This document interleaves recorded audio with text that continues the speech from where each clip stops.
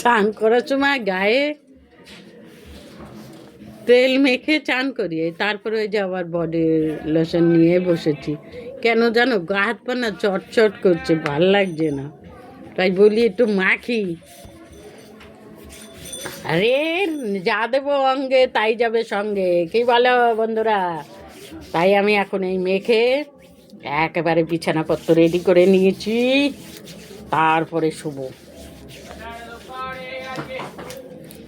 ওই দেখ কি আছে,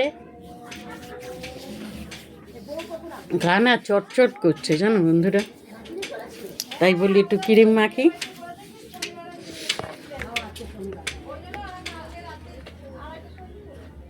কত কিছু পাড়া দিয়ে যায় জানো না, কি করবে মানুষ।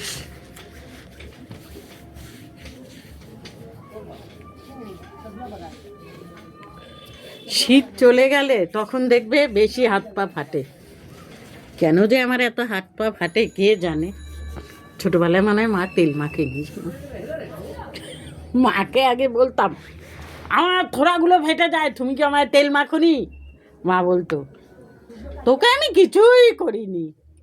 আমার মাকে আমি খুব খেপাতাম। তারপরে আমার মা নস্যি খেত, তো আমি বলতাম এসব বাজে বাজে নেশা কোথার থেকে শিখেছো গো তুমি? বলে আর বলিস না রে, ওই এক পিসি শাশুড়ির থেকে শিখেছি। তা কি বলবো বন্ধুরা, তা এই তো হচ্ছে জীবন। আমি জানো কোনোদিন কোনো নেশা করি না। লোকে তো পান খায়, আমি একটা পানও খাই না।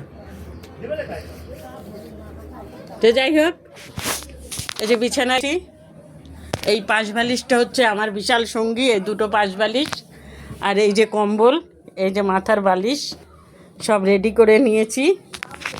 এবার আমি শোবো, ঠিক আছে? জানলাটা আটকে নেই বুঝলে, জানলাটা না আটকালে হবে না, কেননা আমি জানলা না আটকে দরজা না আটকে শুতে পারি না। তা আমার বিছানাপত্র দেখো, বালিশপত্র নিয়ে নিয়েছি। আমার দুপাশে দুটো বালিশ, এই দেখো, এই দেখো, এটা হচ্ছে মাথার বালিশ। আগে আমি জানো বন্ধু দুপাশে দুটো বালিশ দিয়ে তবে শুতাম, মনে হতো, সেটা আর বলছি না, ওইটুখানি বুঝে নাও। সে দুটো বালিশ না দিয়ে শুলে না আমার মনে হতো কি আমার বিছানাটা খাটটা ফাঁকা ফাঁকা লাগে। এটা তো ছোটো খাট, বড়ো খাটটা আমি বিক্রি করে দিয়েছি। বড়ো খাটের মধ্যে শুতাম যখন, তখন মনে হলো তো কি আমার খাটটা খালি খালি খালি খালি লাগে। তা আমি দুপাশে দুটো পাশ বালিশ নিয়ে শুতাম। দুটো পাশ বালিশ কার কার তোমরা বুঝতেই পারছো, সব কিছু ভেঙে চুরে বোঝানো যায় না, ঠিক আছে?